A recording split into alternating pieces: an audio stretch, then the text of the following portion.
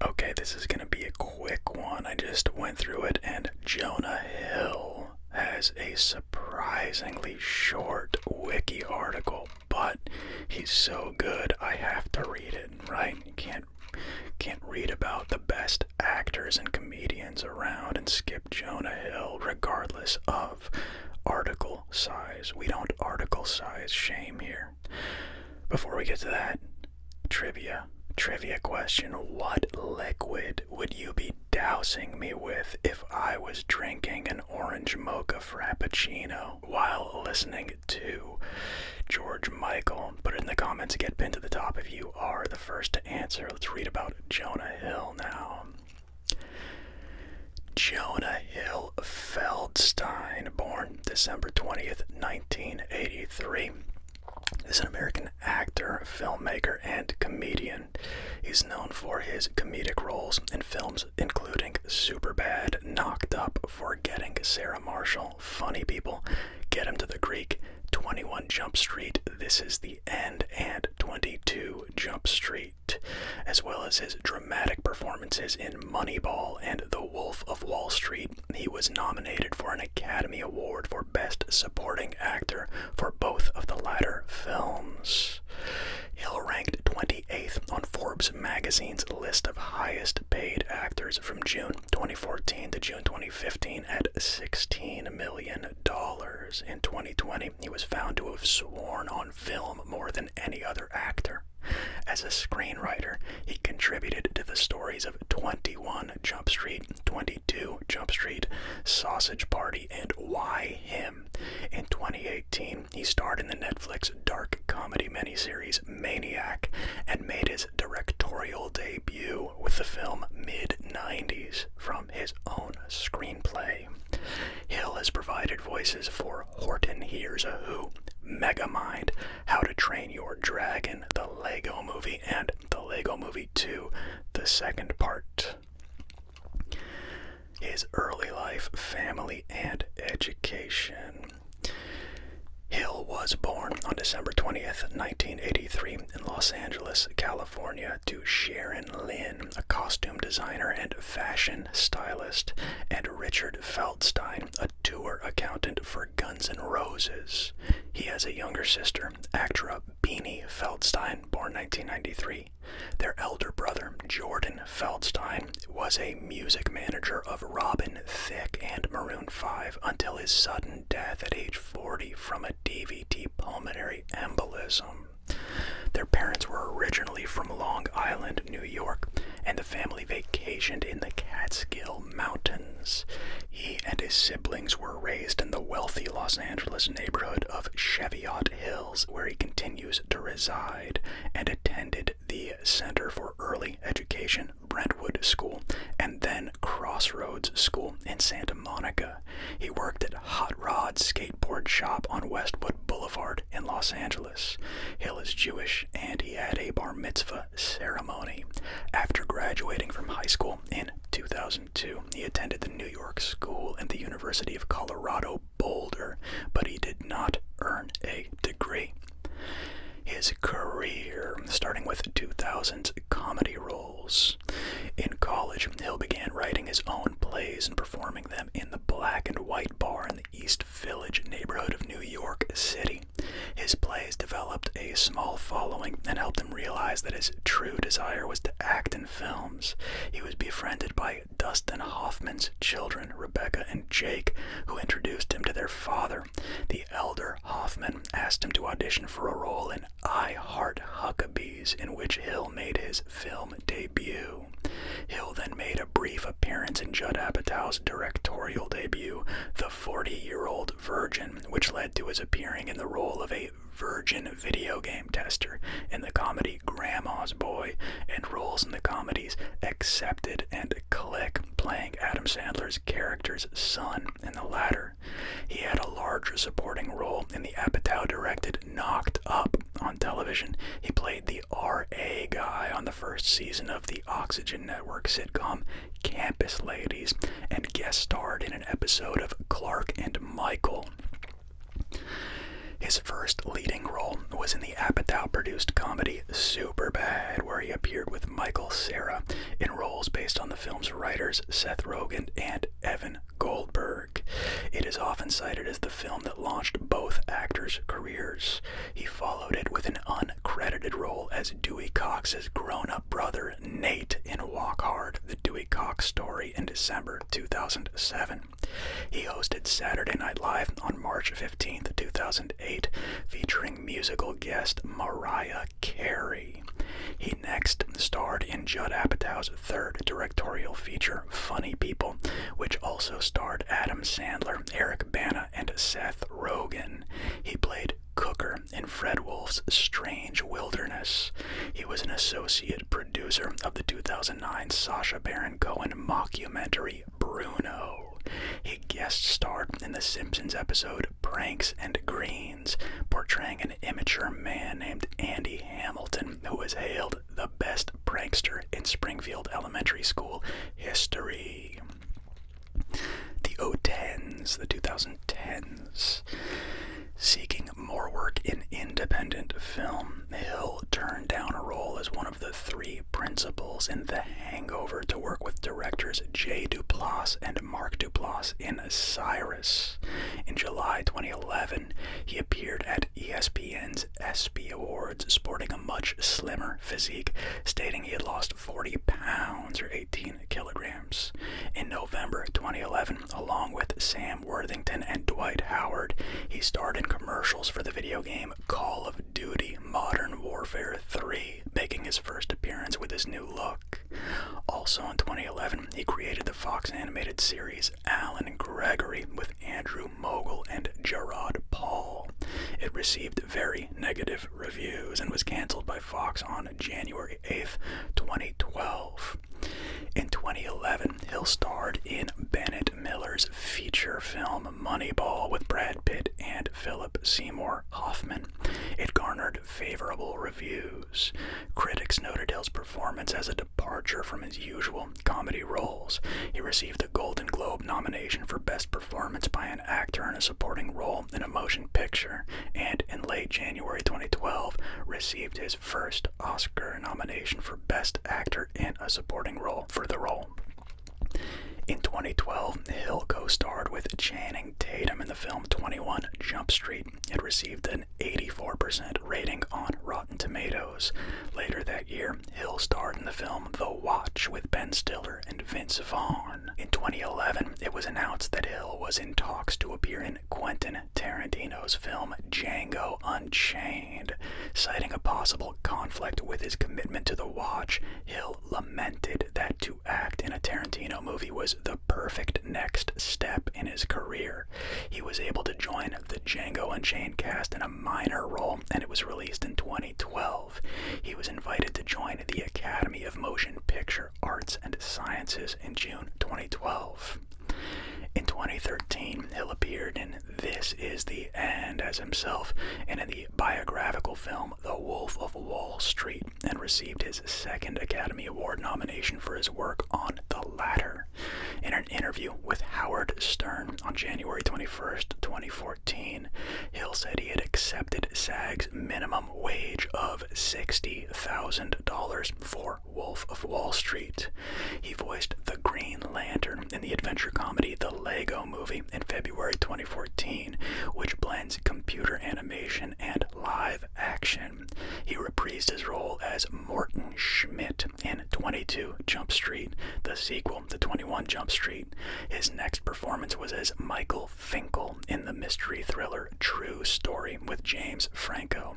In 2016, he played a surety agent for a production company in the Coen Brothers period comedy Hail Caesar, and starred alongside Miles Teller in the biographical crime war comedy drama War Dogs, playing arms dealer Ephraim DiVeroli. In The Guardian, Wendy Ide wrote of his performance, Jonah Hill is so repellent, all swagger, sweat, and unapologetic sexism in War Dogs that for a while you don't immediately realize what a blitzkrieg of a performance he delivers. That month, Hill also co-starred as a sausage named Carl in adult computer animation animated comedy film Sausage Party with Seth Rogen, Kristen Wiig, Bill Hader, Michael Cera, and James Franco. Hill starred with Joaquin Phoenix, Rooney Mara, and Jack Black in Don't Worry, He Won't Get Far on Foot, directed by Gus Van Sant. He directed the music video for Danny Brown's song Ain't It Funny in 2017, featuring Van Sant. Hill made his directorial debut from a screenplay he wrote with the film Mid-90s, starring Sonny Suljic, Lucas Hedges, and Kathleen Watterson, which premiered at the Toronto International Film Festival on September 9th, 2018, and was positively received. It was then theatrically released in the United States on October 19th, 2018. Also, in 2018, Hill starred as Owen Milgram in the Netflix dark comedy miniseries Maniac alongside Emma Stone. In the October 2018 issue of Vanity Fair, he was named in the magazine's Best Dressed list. In 2019, Hill played Lewis, a heavily Southern accented book agent in the comedy The Beach Bum. On September 23rd, 2019, it was reported that Hill was in final negotiations to play the villain in Matt Reeves' The Batman. However, an agreement was not reached and Hill eventually departed the project. The 2020s. In 2020, Hill appeared alongside director Martin Scorsese in a commercial for Coca-Cola Energy titled Show Up, which aired during the Super Bowl. It was also announced that Hill was cast in Adam McKay's political comedy satire Don't Look Up, alongside Meryl Streep, Leonardo DiCaprio, Cate Blanchett, and Jennifer Lawrence. Streep let it be known on The Late Show with Stephen Colbert that she will be playing the President of the United States, with Hill playing the role of her son and chief of staff. The film is set around a global catastrophe and is described by Streep as a Dr. Strangelove type of satirical film and a metaphor for global warming. The film was filmed in Massachusetts during the COVID-19 pandemic and was released on Netflix in December 2021. In November 2021, Hill was cast as Jerry Garcia in the biopic feature of the Grateful Dead directed by Martin Scorsese. He will also produce the project under his Strong Baby banner along with Matt Dines. Writing. Hill wanted to be a writer since he was young, dreaming of joining the writing teams of The Simpsons, Saturday Night Live, and The Larry Sanders Show. At one point, Hill was writing a screenplay with close friend and I Heart Huckabee's co-star Jason Schwartzman. At another, he was writing Pure Imagination, a comedy for Sony about a man who develops an imaginary friend after a traumatic experience. Filming was expected to begin in 2008, but it has been in development since then. Hill was a co-producer on the movie Bruno and did some writing for Sacha Baron Cohen, who taught him how to become a better writer. Hill co-wrote the treatment for the 2012 film 21 Jump Street with screenwriter Michael Bacall. Writing and directing. Hill both wrote and directed but did not appear in the 2018 coming-of-age film Mid-90s, as previously stated. Onto his personal life. In July 2011, Hill appeared at the 2011 ESPN ESPY Awards, having lost a significant amount of weight, which he later stated he had done to seek more serious roles. He explained that he had consulted with a trainer and nutritionist and had changed his diet to mainly sushi. He is also known to train Brazilian Jiu-Jitsu and described it as humbling. In October 2019, he became engaged to Gianna Santos, but they ended the engagement in October 2020. Hill says, TM, or transcendental meditation, along with surfing, I'd say that those two things have changed my happiness level and my ability to cope with stress, anxiety, and depression. Those two things in tandem have really helped. In 2016, Architectural Digest reported that Hill bought a 4-bedroom loft in the NoHo neighborhood of Manhattan in New York City. In August 2021, Hill celebrated his dedication to body positivity with a new tattoo that promotes self-love. In October 2021, Hill asked fans to stop making comments about his physical appearance, stating, "I know you mean well, but I kindly ask that you not comment on my body, good or bad. I want to politely let you know that it's not helpful and doesn't feel good. Much respect." In September 2021, Hill expressed his love and gratitude for Sarah Brady in an Instagram post, who he later referred to as his girlfriend. And then we have his filmography and accolades, which it just references up front, or at the top I should say, and his references. But yeah, like I said, that was a quick one. A quick wiki article for such a good actor. Loved him in, obviously you don't need to say all the funny stuff. Okay, I'll say the funny stuff. 40-year-old virgin, and Knocked Up, and obviously super bad. This Is the End, awesome, and This Is the End. I Have a Dog, Aja. And hold on, because we're right here. I want to go through these. He was funny in the Dewey Cox story. That was great. That's funny that he actually was an associate producer of Bruno with Sacha Baron Cohen. I should definitely do a Sacha Baron Cohen reading. That guy is just a freakishly talented in terms of, like, is it performance art, but it's like high level. Anyway, Sacha Baron Cohen, definitely on the list. What I was going to say, though, about Jonah is, yeah, all of the comedy's rock solid. His comedic timing, just as a comedian, he's awesome. Everyone knows that. But if you have not seen Moneyball or The Wolf of Wall Street or War Dogs, like they were talking about in here, you're missing out. He's excellent in all of those. I'll watch Moneyball probably once a year, and The Wolf of Wall Street maybe 2 times a year, just because everyone in that film is sensational. DiCaprio crushes it, McConaughey crushes it, and Hill crushes it as well. What a good movie. And yeah, I'd be remiss if I didn't bring up the fact that 21 Jump Street exceeded expectations. He and Tatum have great chemistry in that film. Super funny. Great scenes in that. And I'm glad, because I watched it when I was a kid. With my sister, when I was a kid, we would watch the original 21 Jump Street. And so it's cool that they didn't make the movie suck. The movie was actually really good. I'm glad they did what they did with it. Could have been a disaster. Instead, I'll watch it right now. When I'm done recording this, I'll go and I'll turn that on. Yeah, okay. We're good on Jonah Hill.